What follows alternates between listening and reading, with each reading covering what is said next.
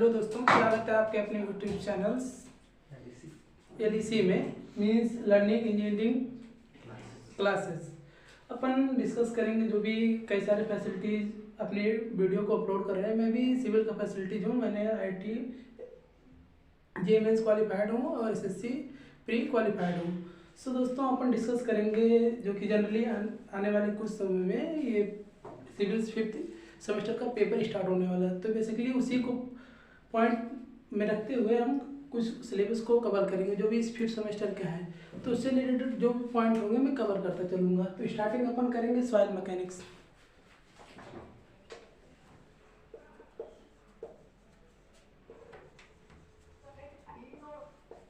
अपन देखेंगे soil mechanics. दोस्तों, soil mechanics क्या होता है अपन देखेंगे। पहले मैकेनिक्स और सॉइल में डिफरेंस क्या होता है। सॉइल्स मतलब होता है मिट्टी या मृदा। अपन देखेंगे मृदा। सॉइल दोस्तों क्या होता है, मृदा। मृदा क्या होता है, स्टार्टिंग में अगर इसको मैं बेसिकली अगर क्लासीफाई करना चाहूँ तो कोई अगर रॉक है, सपोर्टेड कोई रॉक है। रॉक मतलब दोस्तों चट्टान है। अगर कोई बड़ा सा चट्टान है वो छोटे छोटे पार्ट में कन्वर्ट हो रहा है। अगर कोई चट्टान से अपन ले रहे हैं, कोई चट्टान वो किसी एजेंट के द्वारा अगर छोटे छोटे पार्ट में ये कन्वर्ट हो रहा है तो ये कन्वर्ट हुए पार्ट को अपन क्या बोलेंगे दोस्तों, सॉइल्स। इस कन्वर्ट हुए पार्ट को अपन क्या बोलेंगे, सॉइल्स। ये क्लियर होगा। बट अपन देखेंगे मैकेनिक्स। मैकेनिक्स क्या होता है दोस्तों, मैकेनिक्स मतलब होता है किसी भी चीज़ का मैकेनिक्स अगर पढ़ने से मतलब force and their effect. Mechanics means होता है force and their effect. Means कि किसी चीज़ का मैं अगर मैकेनिक्स पढ़ रहा हूँ मतलब सॉइल्स मैकेनिक्स पढ़ रहा हूँ तो सॉइल पे लगने वाले फोर्स और उसका इफेक्ट। मैं कहने का मतलब मैं अगर सॉइल को भी कंसीडर कर रहा हूँ, मैं इस पर कोई फोर्स लगा रहा हूँ या न्यूटन का मैं फोर्स लगा रहा हूँ तो इस फोर्स की वजह से इस सॉइल पर होने वाले इफेक्ट का मैं अध्ययन करूँगा। ये मेरा क्या रहेगा, soil mechanics. I hope basic concept आपको क्लियर होगा। तो अपन इसका बेसिक कॉन्सेप्ट क्लियर किया है। मैं देखूंगा डेफिनेशंस कैसे आप क्लासीफाई करो, डेफिनेशंस को कैसे आप क्लियरिटी लाओगे, क्योंकि आपको सेमेस्टर्स में लिखना है दोस्तों। तो इसी के बेसिस पे अपन इसको डिस्कस करेंगे।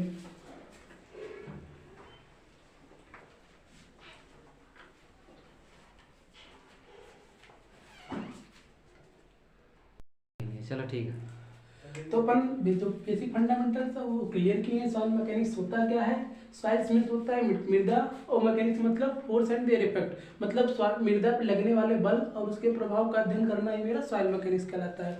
अब पर्पज मैं देखता हूँ दोस्तों, पहले इसका मैं एक डायग्राम ड्रा करता हूँ। जनरली रॉक्स क्या होता है, रॉक्स मीन्स होता है चट्टान। क्या मैं लिखना चाह रहा हूँ हिंदी, रॉक्स मीन्स दोस्तों चट्टान। ये चट्टान क्या होते हैं, कई सारे बड़े पत्थर, ऐसा समझ लो पत्थर होते हैं, बड़े बहुत बड़े पत्थर होते हैं जिनकी साइज बहुत बड़ी होती है। सपोर्टेड मान सकते हैं 380 mm वाले जो होते हैं उसको रॉक्स में कंसिडर अपन करते हैं अकॉर्डिंग टू सॉइल्स। मैं इसको क्या करता हूँ, किसी एजेंट के थ्रू मैंने रॉक्स पढ़ा, रॉक्स मतलब होता है चट्टान। मैं इसी किसी एजेंट के थ्रू, एजेंट मतलब ले रहा हूँ, एजेंट के थ्रू इसका क्या करता हूँ, डिकम्पोजिशंस करता हूँ। डिकम्पोजिशंस मतलब क्या होता है, रॉक्स को तोड़ना, एक से अधिक पार्ट में तोड़ना ही डिकम्पोजिशंस कहलाता है। मतलब रॉक्स का एक से अधिक पार्ट में टूटना ही डिकम्पोजिशंस कहलाता है। फिर इसका मैं करता हूँ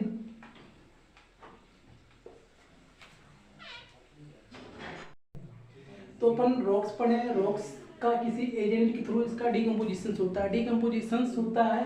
तो डिकम्पोजिशन से मेरा एक सॉफ्ट सॉइल बनता है। सॉफ्ट सॉइल दोस्तों मीन्स बोल सकते हैं कि नरम मृदा जो बनता है, इसी सॉफ्ट सॉइल्स को अपन बोलेंगे सॉइल्स। आई होप ये क्लियर होगा। मैंने स्टार्टिंग में क्या लिया, एक रॉक्स लिया, रॉक्स को किसी एजेंट के थ्रू में इसका डिकम्पोजिशन किया, डिकम्पोजिशन से मुझे एक सॉफ्ट सॉइल मिल रही है। इसी सॉफ्ट सॉइल को अपन बोलेंगे सॉइल्स।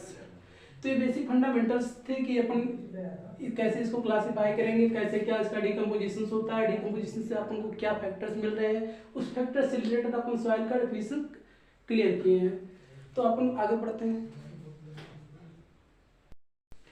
अब दोस्तों अपन देखेंगे सॉइल्स। मैंने डिस्कस किया सॉइल मैकेनिक्स होता क्या है। सॉइल्स मतलब होता है किसी बड़े रॉक्स का छोटे छोटे पार्ट में टूटे हुए से जो बना हुआ एक सॉफ्ट सॉइल होती है। मतलब सॉफ्ट मृदा मतलब नरम मृदा जो होती है अपन उसे बोलेंगे सॉइल्स। और मैकेनिक्स मैंने क्या बताया कि फोर्स एंड देयर इफेक्ट मतलब हमारे सॉइल पर जो लगने वाले बल हैं और उसके प्रभाव का अध्ययन करना ये मेरा क्या कहलाता है, सॉइल मैकेनिक्स। उसके बाद मैंने रॉक्स पढ़ा, रॉक्स का उसके डीकम्पोजिशंस कराया, डीकम्पोजिशंस से मेरा क्या हुआ, सॉफ्ट सॉइल बना। इसी प्रोसेस को अपन सॉइल मैकेनिक्स बोलते हैं। अब ये सॉइल मैकेनिक्स का डेफिनेशन में according to टरजागी, according to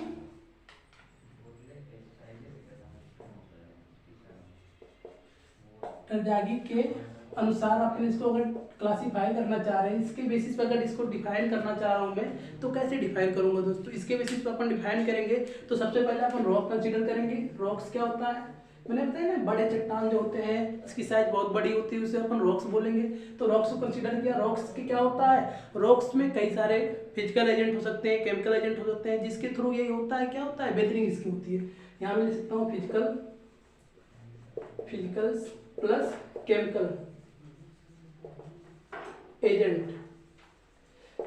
rocks, physical और केमिकल्स। और फिजिकल मतलब होता है क्या दोस्तों, ऐसा चीज जो अपन को दिखे, ऐसा कोई, जैसे मैं कह रहा हूँ कि यहाँ एक बल्ब बना रहा हूँ, बल्ब हो रहा है, यहाँ बल्ब से एक तार कनेक्ट कर रहा हूँ, यहाँ स्विच लगी, स्विच को मैं ऑन करता हूँ, बल्ब मेरा जलता है, ये मेरा एक टाइप का फिजिकल इफेक्ट हो गया।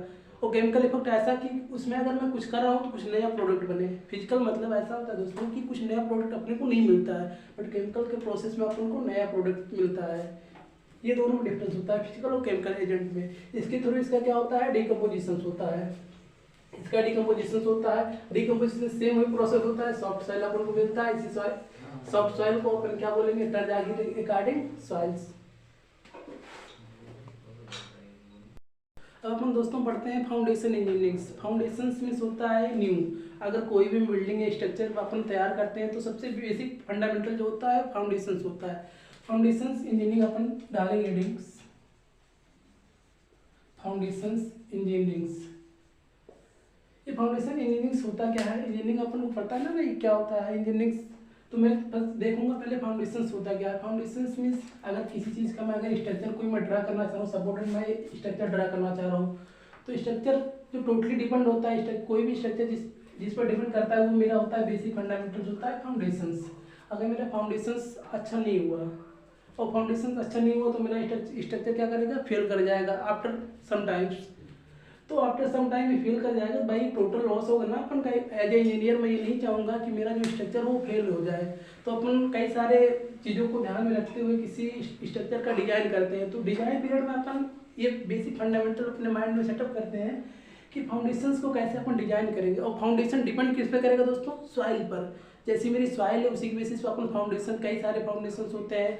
तो जो अपन का जो फाउंडेशन होता है वो डिपेंड अपॉन सॉइल्स। तो टाइप ऑफ सॉइल पे डिपेंड करता है फाउंडेशन, किस पे डिपेंड करेगा, सब टाइप ऑफ सॉइल्स। अगर मैं कोई फाउंडेशन बनाना चाह रहा हूँ, सपोर्टेड एक फाउंडेशन ड्रा कर रहा हूँ मैं,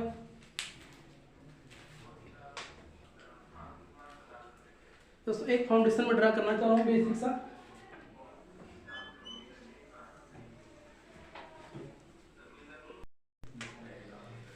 तो दोस्तों अपन फाउंडेशन इंजीनियरिंग पढ़ा है। फाउंडेशन में होता है न्यू।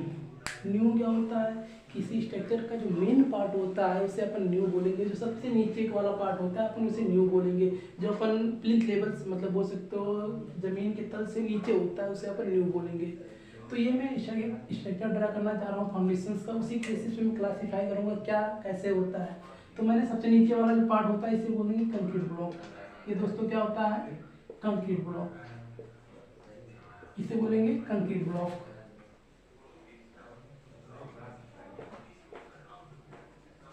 कंक्रीट ब्लॉक हो गया। देखते चलिए भाई मेरे, मैं सबसे नीचे वाले पार्ट को अपन क्या बोलेंगे, कंक्रीट ब्लॉक। इससे ऊपर जो होता है ये उसे इसके जो होते हैं खांचे होते हैं या ऑफसेट होते हैं।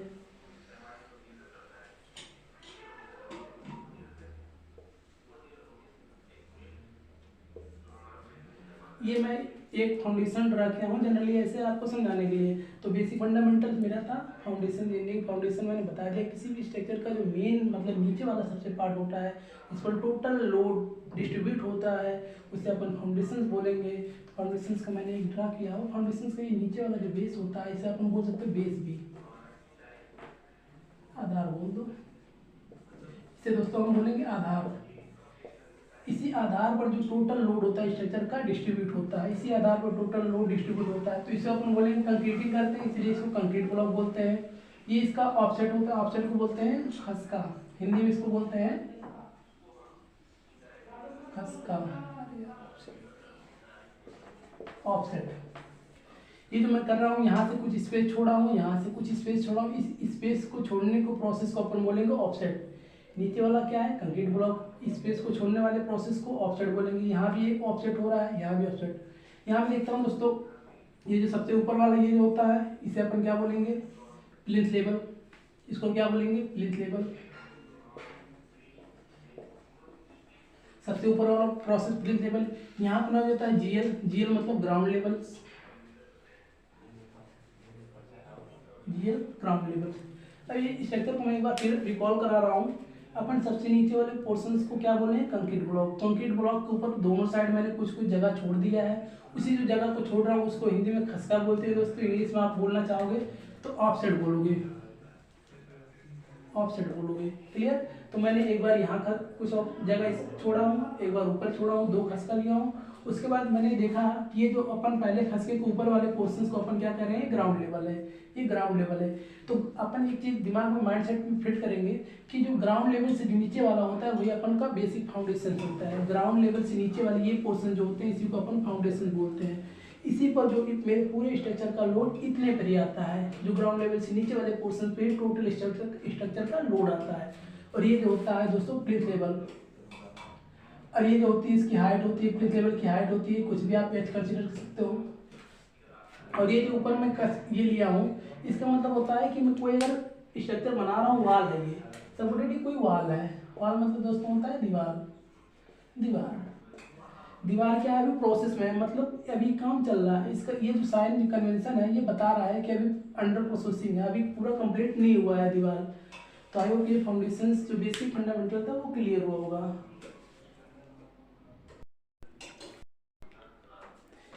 फाउंडेशन इंजीनियरिंग को डिस्कस किया, उसके थ्रू मैंने एक डायग्राम में ड्रा किया।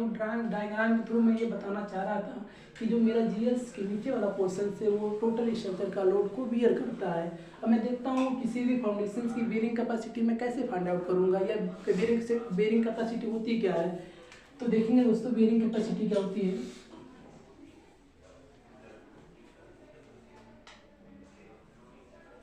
बेरिंग कैपेसिटी क्या होती है, बेरिंग कैपेसिटी मतलब सहन करने की क्षमता। किसी भी अगर कोई भी स्ट्रक्चर मेरा है, ये एक फाउंडेशन में ऐसे सपोर्टेड फाउंडेशन बना रहा हूँ, इस फाउंडेशन पे कोई दोस्तों मेरा लोड आ रहा है, अपन एक लोड डाल रहा हूँ, ये लोड है डब्लू है, ये लोड आ रहा है। तो ये लोड स्ट्रक्चर के लिए कैसा है, इसका क्या इफेक्ट होगा, ये टोटल चीज़ मैं पढ़ूंगा सॉइल मैकेनिक्स के अंदर। बट ये देखना चाह रहा हूँ कि ये जो मेरा ये जो है फाउंडेशन इस लोड को बियर कर पा रहा है या नहीं कर पा रहा है। अगर कर पा रहा है तो इसकी बियरिंग कैपेसिटी अच्छी है, और नहीं कर पा रहा है तो इसकी बियरिंग कैपेसिटी अच्छी नहीं है। मैं ये बताना चाह रहा हूँ बियरिंग कैपेसिटी होती क्या है, किसी भी बॉडी का जो एक्सटर्नल फोर्स या एक्सटर्नल लोड को बियर करने की कैपेसिटी जो होती है उसे बोलेंगे बियरिंग कैपेसिटी।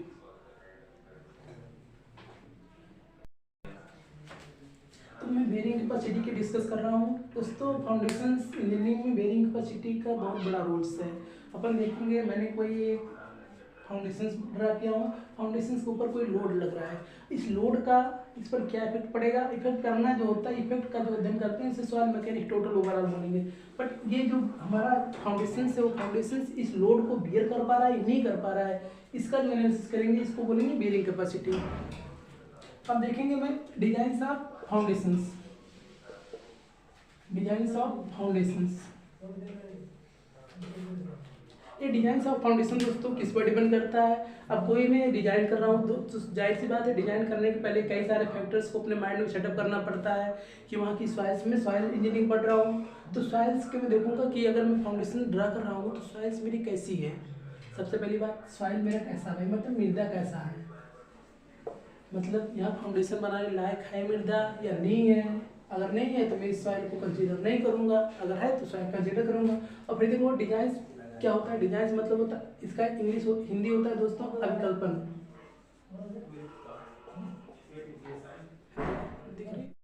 फाउंडेशन इंजीनियरिंग का जो बेसिक फंडामेंटल्स है दोस्तों अपन क्लियर कर चुके हैं। अब आप देखते हैं बेरिंग कैपेसिटी होती क्या है। तो बेरिंग कैपेसिटी को डिस्कस करने से पहले मैं देखूंगा कि ये बेरिंग कैपेसिटी कैसे इसको क्लासीफाई करेंगे, कैसे इसको फाइंड आउट करेंगे और होती क्या है बेरिंग कैपेसिटी।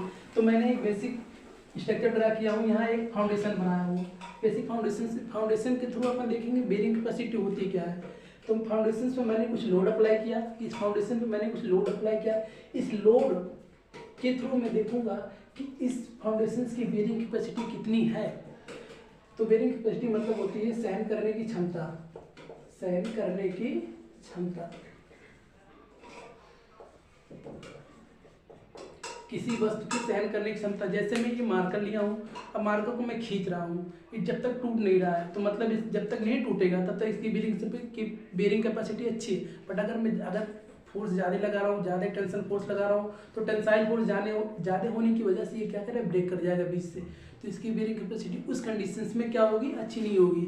बट जब तक ये नहीं टूट रहा है तब तक इसकी बेरिंग कैपेसिटी अच्छी है। मैंने सपोर्टेड ऐसे लिया, ऐसे कि टेंसाइल फोर्स लगा रहा हूँ, अगर बाहर की तरफ फोर्स लगता है टेंसाइल, ये अगर फोर्स होता है ऐसा दोनों प्रेस कर रहा हूँ तो ये कंप्रेसिव फोर्स है, ये क्लियर होगा। कंप्रेसिव, ये टेंसाइल।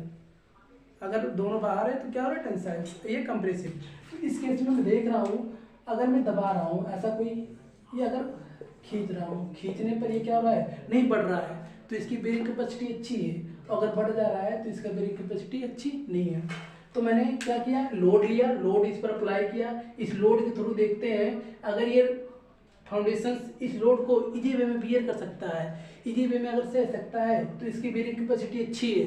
अगर नहीं फेल कर जाएगा, मे भी अगर क्या कर रहा हूँ, अगर यहाँ लोड डाल रहा हूँ W न्यूटन का और ये जो मेरा फाउंडेशन वो फेल कर गया, अगर फेल कर गया तो अपनी बेरिंग कैपेसिटी इस फाउंडेशन की अच्छी नहीं है।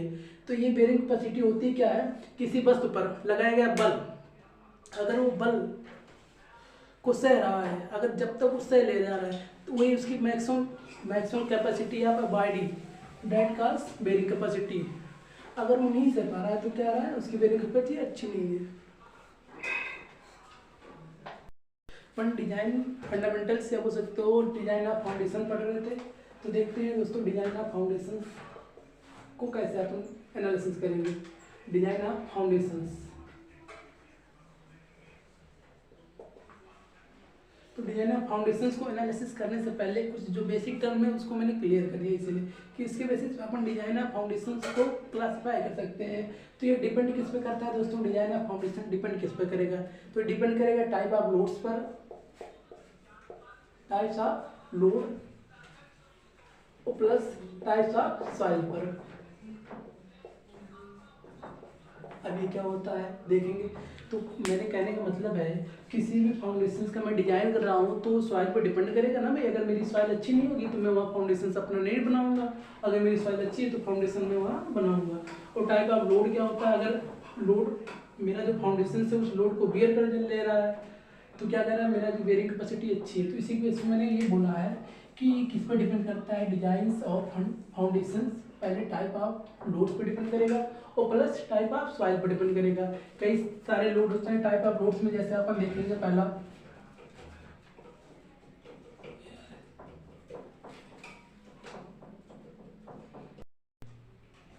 टाइप ऑफ लोड में कई सारे लोड होते हैं। अपन जैसे सबसे पहले देखेंगे कि चल लोड, चल भार देखेंगे, अचल भार,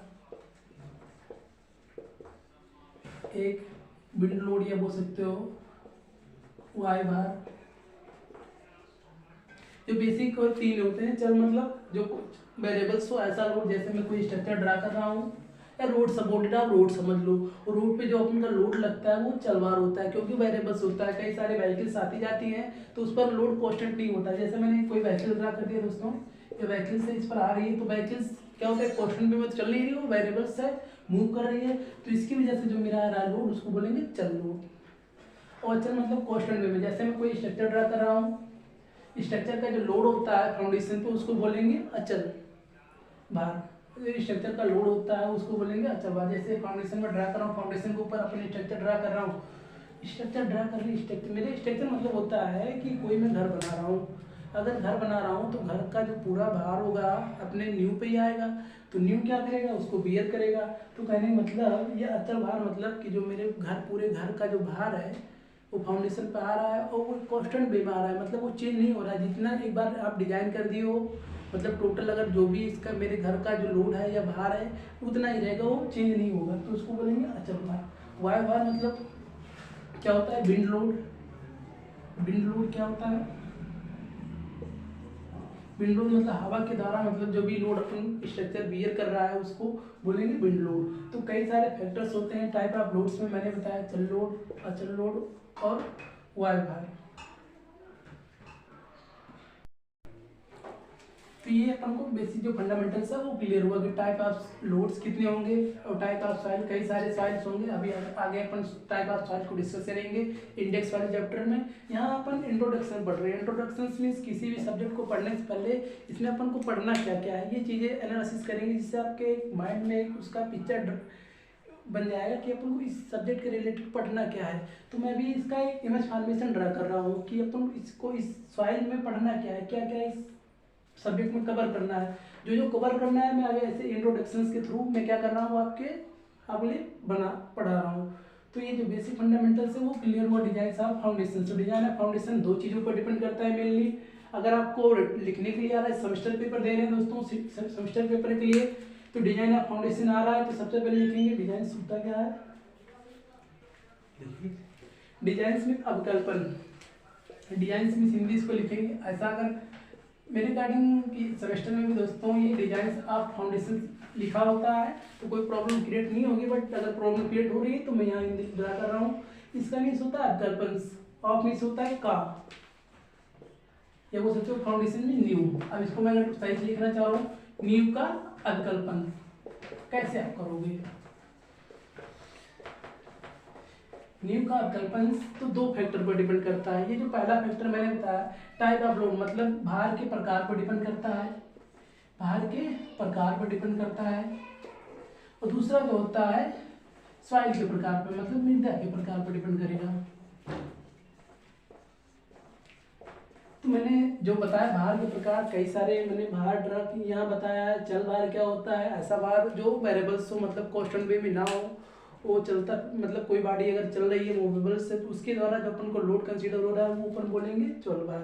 अचल भार मतलब ऐसा जो कोई कांस्टेंट बॉडी उसके द्वारा अपन जो लोड कंसीडर करेंगे उसको बोलेंगे अचल भार। मिड लोड अपन जैसे मतलब वायु के द्वारा जो अपने स्ट्रक्चर पर लोड आ रहा है उसे बोलेंगे मिड लोड।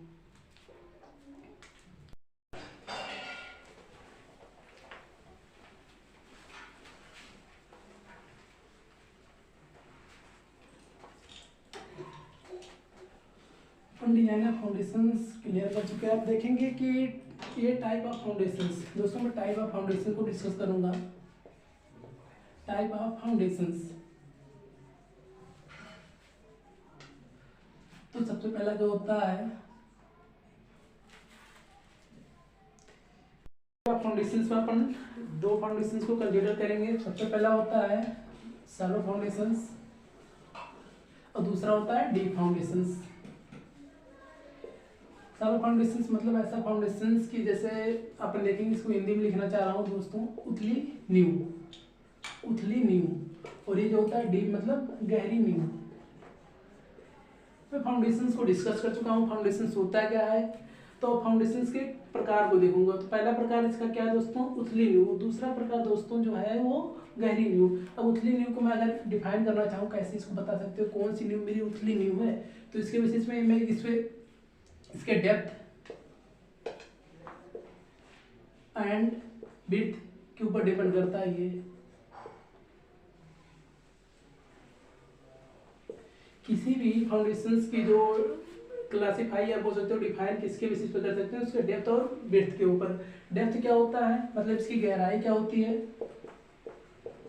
और इसकी चौड़ाई बोल सकते हो अपन। तो अपन इसको अगर क्लास डिफाइन करना चाह रहा हूँ कि मेरी ये उथली नींव होती क्या है। उथली नींव दोस्तों जैसे मैं कोई अगर फाउंडेशन ड्रा करना चाह रहा हूँ, ये फाउंडेशन में ड्रा करना चाह रहा हूँ, इस फाउंडेशन की जो चौड़ाई है, ये चौड़ाई दोस्तों अगर सपोर्टेड चौड़ाई जो है इसकी गहराई की इक्वल मतलब बोल सकते हो चौड़ाई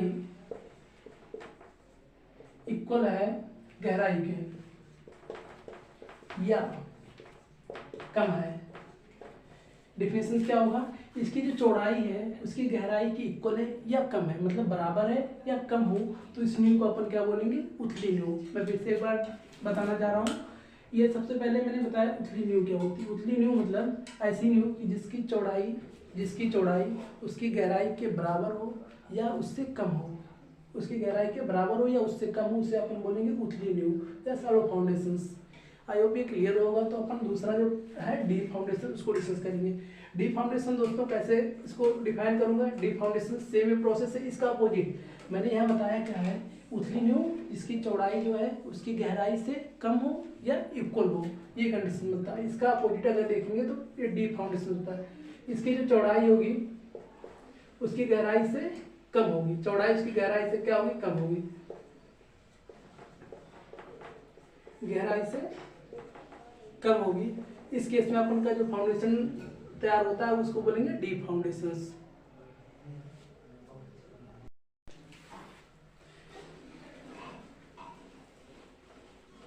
अपन कुछ सॉइल्स के बेसिक कॉन्सेप्ट को डिस्कस करेंगे। सॉइल के बेसिक कॉन्सेप्ट क्या होते हैं,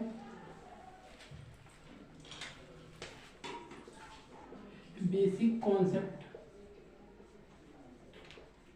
ऑफ सॉइल्स। तो बेसिक कॉन्सेप्ट ऑफ सॉइल्स में कोई सॉइल कंसीडर करना चाह रहा हूँ, अब सपोर्टेड है कोई मैंने सॉइल कंसीडर किया, इस सॉइल को मैं देखना चाह रहा हूँ। सॉइल में मेरे कुछ वाटर कंटेंट भी प्रेजेंट होंगे, वाटर कंटेंट, और कुछ मॉइस्चर मतलब एयर भी होगा, और सॉलिड के पार्ट भी होंगे। तो यहाँ मैं कहना क्या चाह रहा हूँ, अगर मैं कोई सॉइल कंसीडर कर रहा हूँ उसमें तीन चीज प्रेजेंट होंगे। पहला होता है सॉलिड, दूसरा होता है वाटर कंटेंट, तीसरा होता है एयर कंटेंट, मतलब कुछ एयर के भी पार्ट होंगे, कुछ सॉइल्स के, कुछ सॉलिड के। तो इसको आप कैसे मैं इसको फेज डायग्राम के थ्रू ड्रा करना चाह रहा हूँ, ये बेसिक कॉन्सेप्ट के थ्रू अपन देखेंगे कि किसी भी सॉइल्स को मैं फेज डायग्राम में कैसे ड्रा कर सकता हूँ, कैसे बता सकता हूँ किसी सॉइल में कितना हमारा वाटर कंटेंट है, कितना सॉलिड है, कितना एयर है। तो इसको मैं कैसे डिफाइन कर सकता हूँ या फाइंड आउट कर सकता हूँ, उसको देखूंगा। तो फेज डायग्राम के थ्रू अपन देखेंगे कि ये कैसे अलग अलग होंगे।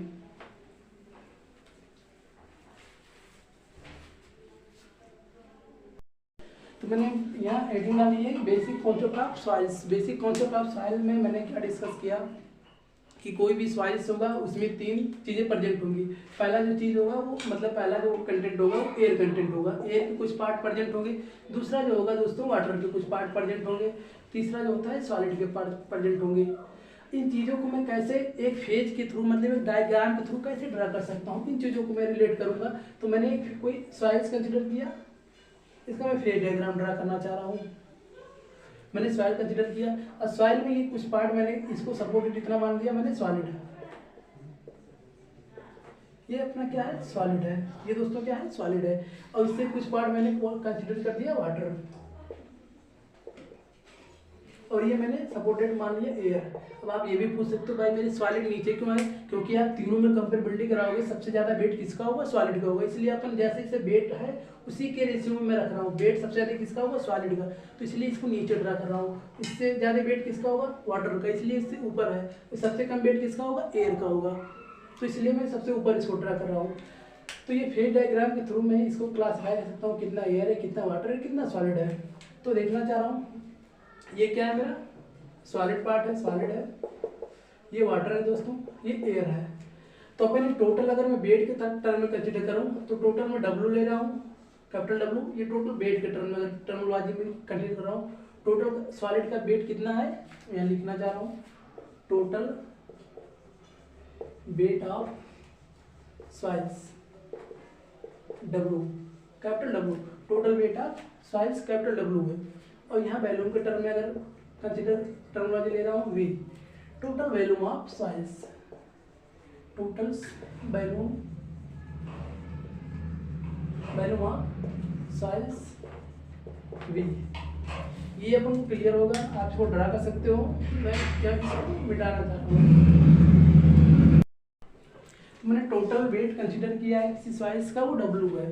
Total weight of soils, total weight of soils capital W लिया है। अब total volume of soils, volume of soils अपन लिए हैं बी, ये कैपिटल बी है। तो इसी टर्मोलॉजी में मैं कैसे इसको क्लासीफाई करूँगा ये देखना चाह रहा हूँ। तो अगर मैं ओनली सॉलिड का कंसिडर करूँ तो सॉलिड का वेट क्या होगा दोस्तों, सॉलिड का वेट कंसिडर करूँगा, वाटर का वेट कंसिडर करूँगा, एयर का अलग अलग तीनों का वेट कंसिडर करूँगा। एयर का कुछ वैल्यूम होगा, वाटर का कुछ वैल्यूम होगा, सॉलिड का वैल्यूम कुछ होगा। तो इस तीनों टर्मोलॉजी को अलग अलग मैं वे में लिखना चाह रहा हूँ। अगर सॉलिड का वेट कंसिडर करूँगा तो क्या लिखूंगा, डब्ल्यू एस क्या होता है, वेट, एस फॉर सॉलिड। तो सॉलिड का बेस को अपन क्या बोलेंगे दोस्तों, ये क्या होता है, solid weight means W S. ये किसका वेट हो गया, सॉलिड का। अभी वाटर है दोस्तों, तो वाटर मतलब पहले लिखेंगे वेट, इसके नीचे वाटर मतलब डब्ल्यू। ये क्या लिख रहे हैं, मतलब वाटर का जो वेट है डब्ल्यू है। और सपोर्टेड सेम इसी प्रोसेस में अपन क्या लिखेंगे, एयर का वेट। तो एयर का वेट लिखेंगे। एयर का वेट अगर कंसीडर करोगे तो आप जानते हो जनरली कि एयर का कोई वेट कंसीडर नहीं होता है, इसे निग्लेजिबल मान लिया जाता है। बट अपन लिख सकते हो एयर का वेट कुछ होता नहीं है, इसको जीरो कंसीडर करोगे, जीरो कंसीडर करोगे। आई होप ये क्लियर होगा कि एयर का वेट अपन जीरो क्यों कंसीडर करते हैं, क्योंकि आप एयर का वेट कंसीडर नहीं कर पाओगे ऐसे इजी वे में। तो ये चीज़ें हैं। सबसे पहले मैंने क्या लिखा, डब्ल्यू एस मतलब होता है wait of solid, W S wait of solid, W W wait of water. इसका जो मैंने माना निग्लेजिबल है, मतलब जीरो के इक्वल में कंसीडर कर सकता हूँ। सेम प्रोसेस में अपन वैल्यूम की टर्मिनोलॉजी को लिखना चाह रहा हूँ, वैल्यूम की टर्मिनोलॉजी को लिखना चाह रहा हूँ। तो ये क्या लिखूंगा, वी एस मतलब volume of solid, V S means volume of solid. और दूसरा टर्मिनोलॉजी क्या है दोस्तों, वाटर को कंसीडर कर रहा हूँ तो क्या होता है, बी डब्ल्यू मतलब क्या होता है दोस्तों, वैल्यूम ऑफ वाटर। तीसरा टर्मिनोलॉजी क्या होता है, एयर का तो वैल्यूम कंसीडर आप करोगे ही ना, आप इसका वेट नहीं माने हो, वेट निग्लेजिबल है बट उसका वैल्यूम तो होगा ना। तो मैंने इसका वेट क्या माना, निग्लेजिबल, बट इसका वैल्यूम कुछ ना कुछ तो होगा। तो मैं क्या लिखूंगा, वी ये लिखूंगा दोस्तों, मतलब volume of air, volume of air consider करूंगा।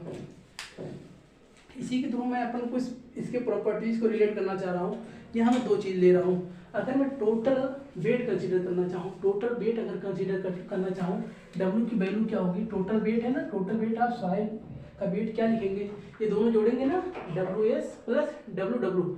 और ये तो जीरो है, जीरो मतलब कुछ नहीं होता है, तो अपन दो चीज जोड़ेंगे, W S plus W W. मतलब डब्ल्यू एस मतलब क्या होता है, wait of solid, wait of solid, और डब्ल्यू डब्ल्यू मतलब वेट ऑफ वाटर। ये तो जीरो माने हो, तो total weight of soils equal क्या होगा, W W, W S plus W W means weight of, इसको मैं अभी लिख रहा हूँ, क्या होता है ये, टोटल वेट ऑफ सॉइल्स। और ये दोस्तों क्या होता है, वेट ऑफ सॉलिड, और ये होता है wait of water. I hope ये जो टर्मोलॉजी होगा आपको क्लियर हो रहा होगा कि मैंने डब्ल्यू डब्ल्यू क्यों लिया और डब्ल्यू एस क्यों लिया, क्योंकि डब्ल्यू डब्ल्यू क्या होता है, वेट ऑफ वाटर कंसीडर कर रहा हूँ, डब्ल्यू एस मतलब वेट ऑफ सॉलिड। और ये जो होता है एयर का जो वेट होता है निग्लेजिबल होता है, तो अपन जीरो कंसीडर कर सकते हैं। तो टोटल अगर वेट में कंसीडर करना चाह रहा हूँ तो ये दोनों एक साथ ऐड हो जाएंगे, तो ऐड होंगे क्या होगा, W S plus W W. तो टोटल वेट अपन का क्या निकलेगा, wait of solid plus weight of water. I hope ये जो टर्मिनोलॉजी क्लियर होगा। आप देखते हैं इसी वे में क्या देखेंगे, वैल्यूम्स को कंसीडर करूंगा। Total volume of soils, total volume of soil लेना चाह रहा हूँ, तो भैया सबसे पहले क्या होता है, वी एस मतलब volume of solid. Same process में volume of water, same volume of air. यहाँ एयर का तो वैल्यूम होता है ना, आप उसको वेट में नहीं लेवल ले रहे हो, बट एयर का वैल्यूम होगा तो इसको आप कंसिडर करोगे। तो टोटल वैल्यूम ऑफ एयर कितना होता है, V S plus V W plus V A. मतलब वी एस क्या होता है, volume of solid, V W क्या होता है, वैल्यूम ऑफ वाटर, बी क्या होता है, वैल्यूम ऑफ एयर। तो अगर ऐसा कोई क्वेश्चन पुटअप कर रहा है किसी भी सॉइल्स में, फेज डायग्राम के थ्रू अगर कोई बनाना चाह रहा है कि बोले कि टोटल वेट ऑफ सॉइल कितना होगा, तो बोल सकते हो आप दोस्तों कि W S plus W W मतलब weight of solid plus weight of water को एक साथ ऐड करूंगा तो मेरा टोटल वेट ऑफ सॉइल मिलेगा। सेम अगर कोई पूछना चाह रहा है कि किसी भी सॉइल्स का वैल्यू कैसे मैं फाइंड आउट कर सकता हूँ, तो आप बोल सकते हो wait of solid plus weight of water plus weight of air एक साथ ऐड करोगे तो जो उनका वैल्यू मिलेगा वो क्या होगा, टोटल वेट ऑफ सॉइल का मिलेगा। तो दोस्तों ये इंट्रोडक्शन था। इंट्रोडक्शन में मैंने सिलेबस से रिलेटेड मतलब जो भी मैं टॉपिक पढ़ रहा था, मतलब जो सब्जेक्ट लिया था उसके बेसिस पे जितने भी टॉपिक थे उसको मैं इंट्रोड्यूस किया हूँ। किसी भी फाउंडेशंस को कैसे आप डिजाइन कर सकते हो, सॉइल्स क्या होती हैं, सॉइल का फॉर्मेशंस क्या होता है, इसका इंटीग्रेशंस क्या होता है या कंपोजिशंस क्या होता है, मैंने सॉफ्ट सॉइल के बारे में। तो इसी के रो में, इसी के वे में मैं नेक्स्ट क्लास में जो अपन डिस्कस करेंगे, टाइप ऑफ सॉइल पढ़ेंगे, इंडेक्स ऑफ सॉइल पढ़ेंगे, फाउंडेशन इंडेक्स पढ़ेंगे, कई सारे जितने भी इसके टॉपिक है सॉइल्स को वो मैं कवर करूँगा। और नेक्स्ट वीडियो से मैं क्या करूँगा, क्या जो थियोरेटिकल पार्ट है उसको मैं दिखाता चलूँगा साथ ही साथ। तो हमारे चैनल्स का नाम है दोस्तों LEC, इसको आप बहुत सारा प्यार और सब्सक्राइब करते चलिए।